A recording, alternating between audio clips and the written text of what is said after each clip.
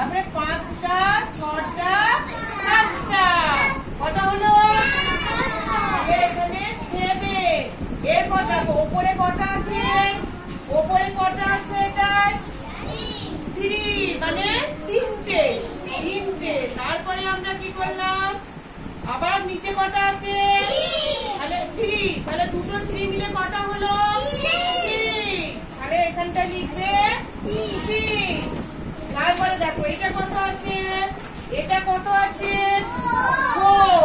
তারপরে নিচে কত আছে? 2। তাহলে কটা হলো মোট মিলিয়ে? কটা হলো? 6।